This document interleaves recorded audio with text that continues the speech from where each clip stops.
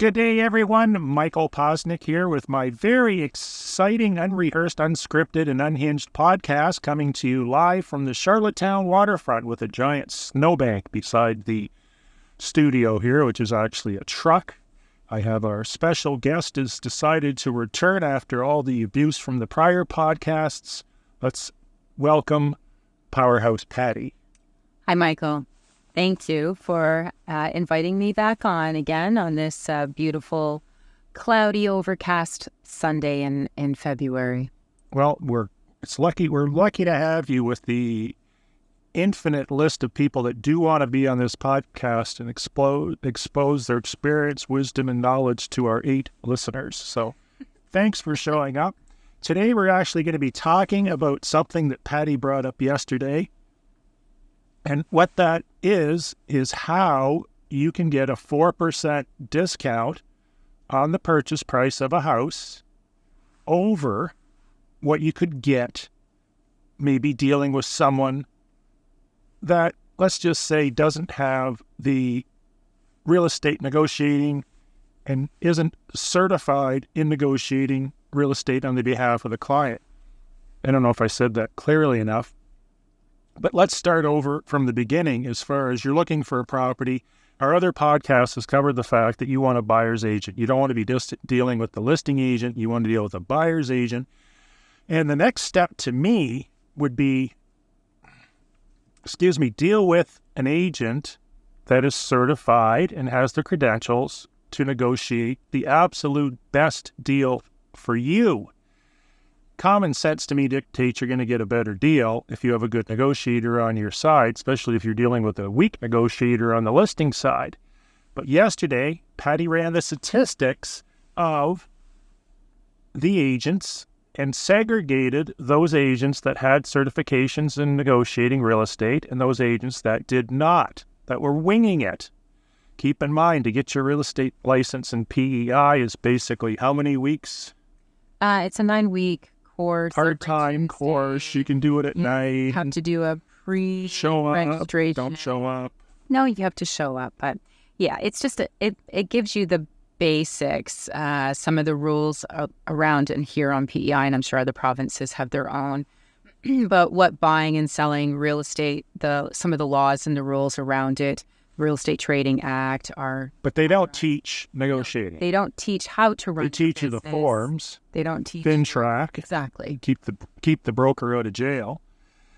So the point I'm making is, when you're dealing with an agent, and this pretty well applies to any province and state, they're not teaching that agent typically negotiating. It's up to that agent to take the time, the money, and the energy to further their education and spend hundreds, if not thousands of dollars in travel sometimes to learn those skills. Now, when Patty ran the numbers of the certified negotiators versus the non-certified negotiators, she found an interesting number, and that number, I feel like this is Sesame Street, was the number 4. Yes. Explain. So, the importance, and I mean what we want our listeners to understand, is the importance to make sure that when you're looking for a realtor or a sales representative to represent you in a purchase of a property, which is in most cases a person's largest purchase, you want to make sure, as again, depending on what side of the fence you're on, if you're a seller's agent, like a listing agent, and you're representing the seller, you've got somebody who will be able to keep as much money in your pocket or get you as much money. And if you're on the buyers and you have a buyer's representative, you want to make sure that that salesperson has the credentials, and they're not just saying, "Well, yes, I've done, sales. I'm a negotiator, trained negotiator." Tell me what your credentials are. Tell me where you sought your education. So when we were pulling just some stats, and we were just doing it on PEI, the ones that were trained and had some sort of negotiation designation, on average, got 4% less than the industry standard, the industry average here on our island, which we thought was really fascinating and something that I don't think the public and consumers understand, the value of having a buyer's representative. I still get calls. I got a call this week again from a gentleman, interested in one of my property listings. And he said, I always go through the listing agent. And I had just said, well, and that is fine. I appreciate the phone call. However, I feel you're doing yourself a disservice by calling listing agents. Without getting into a lengthy explanation with him, because he wasn't really interested and he felt his way was the best way, I didn't have time to educate, and it didn't sound like he was interested. But know that if you have a trained real estate professional, not just trained that are minimum 3-4 courses a year requirement, which is just very general basic education courses, those who seek out education, third-party education, which is why I'm going to a real estate conference in a couple weeks, is to better improve my skills and make sure that I get the best deal for my client, whether I'm on the seller side or the buyer side. So additional credentials, additional designations, or education is so important when somebody is representing thousands, and in some case tens of thousands of your dollars. You want to make sure that person's trained and it's not a family member, a friend, an old high school buddy. Brother, cousin, uncle is what we call it. Yeah. You just want to make sure they're educated. Don't worry about feelings. Don't worry about trying to keep the relationship. Keep the money in your pocket. And if you get a trained professional as a consumer, you have the right to say, what training do you have to handle my transaction here? So bottom line, if you go the cousin, brother, uncle route, which is infamous here on the island, you could be losing, and probably are losing, or spending thousands of dollars more. In this point, it's 4%, a 4% discount by using someone that actually knows what they're doing in the form of negotiating, and uses not only the tool of their certification and what they've learned. Hopefully you're hiring an agent that's done transactions, hopefully thousands of them, the very minimum hundreds of them over decades, in my opinion. Not someone that's a hobbyist. When markets get good, everybody and their brother has a real estate license. Are you getting the best representation? No. It would be no different than hiring Bob's Legal and Automotive Services if Bob is dabbling in the law, which probably won't keep you out of jail and won't win that divorce. So when you're hiring an agent, don't just pick the smiling face, pick the experience, the credentials, and what's proven as a track record to save you money. You want to comment? No, I completely agree. And make sure that the representative has, they do more than a transaction every month or every other month or every quarter.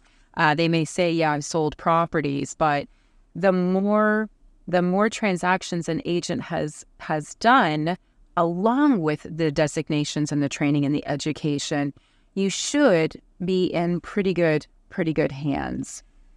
So taking it a step further, what else can we do to negotiate a better deal? Well, in the ultimate world, most people won't follow these guidelines because they violate one of the rules.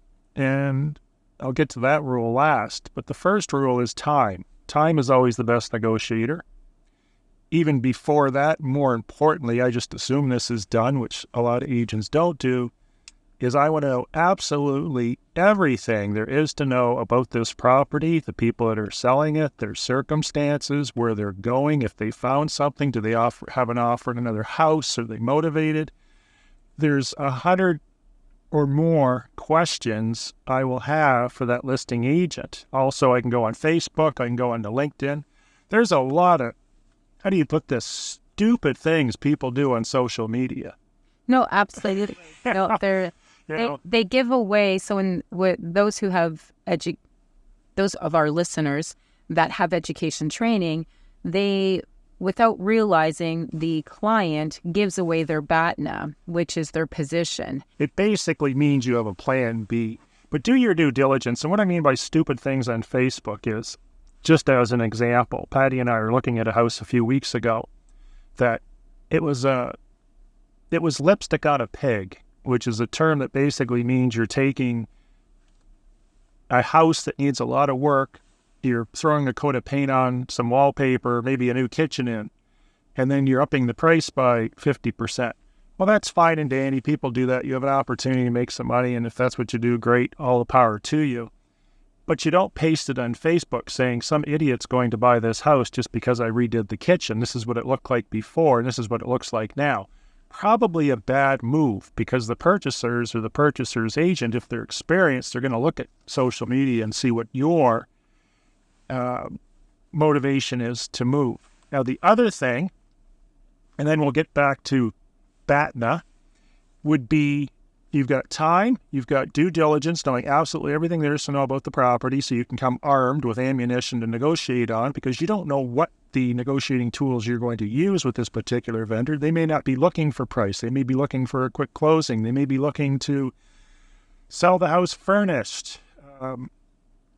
Maybe these people have an emotional attachment to their generator and they want to keep it because life is going to change if they don't have their third family member, which is their generator. These are the things we need to know. This is a real case situation. Funny, but it's true.